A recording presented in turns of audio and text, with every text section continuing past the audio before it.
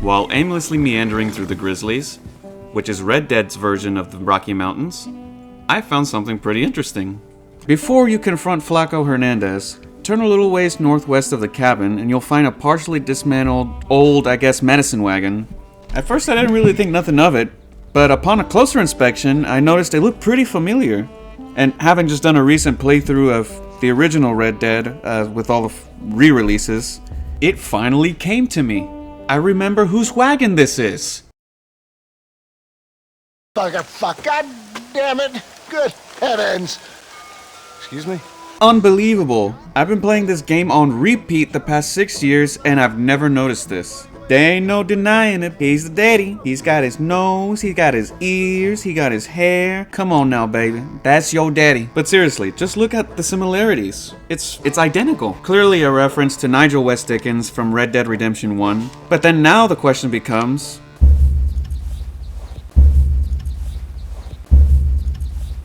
how in the hell did this get here? Now, I have a few theories that could make sense, and even be canon to the Red Dead Redemption universe, or story. However, I should mention that this is only possible to see just before confronting Flaco Hernandez. If you come back here outside of the mission, the stagecoach will only disappear.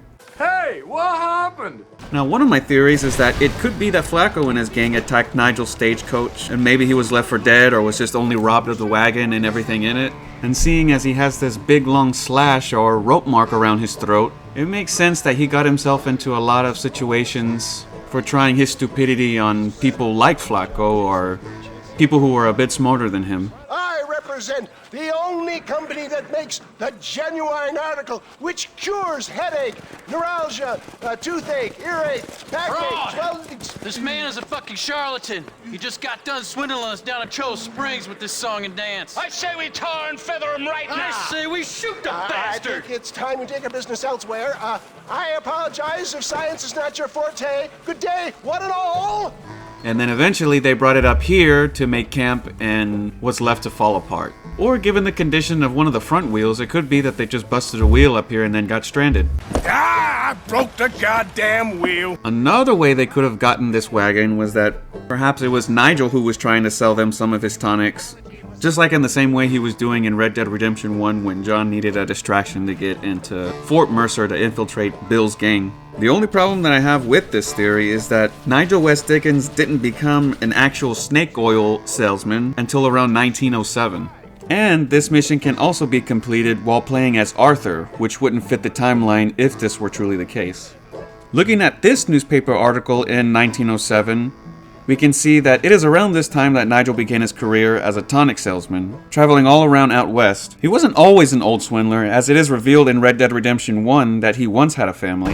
You have children, John. Yeah, I have a son. I had a daughter too, but she died. Do you? I'm sure I have many. If you'll forgive my birthrightness, I have a prodigious seed. On account of the West Dickens elixir, that is. Virility is one of its many side effects. I can't believe you're still trying to sell this shit to me. All your tonic does is send a man to the outhouse for 24 hours. I have one son that I know of, but fate whisked away soon after his birth. His mother was making all sorts of unreasonable demands. You're a true man of honor, West Dickens. I'm sure it was sometime soon after losing his wife and son that he began his journey of traversing the land as a pompous little ass. How wonderful to see you, sir. How wonderful. Bruh. Are we ready then? Yes, sir. Nearly, sir. Barely nearly, sir. I just need some cash to get some extra hardware fitted to my old Trojan horse here. You what? Never mind, sir. I can only presume that you have not enjoyed the benefits of a classical education, so I will not take umbrage if some of my allusions sail over your head, sir. I won't pretend to understand you, but I will endeavor to make you understand me. Either we do this right now, or I put a bullet in you and get on with my day. He reminds me a lot of the carpetbagger character from the old movie The Outlaw Josey Wales, if anybody has seen that. It's wonders on just about everything, huh? It can do most anything. Comes in the stings. But I do have a more plausible theory that I can think of, and that's he just ended up coming into possession of the wagon while seeking refuge in the old lodge while out in the mountains. This could be where he got the idea to turn the old stagecoach that Flacco had just laying there into a medicine wagon, and began his travels from there. This and another reference to Nigel West Dickens can be found in the gun catalog under the description for the sawed-off shotgun, which again can be seen as Arthur in the year 1899. 8 years prior to when Nigel seemingly began selling his miracle cures.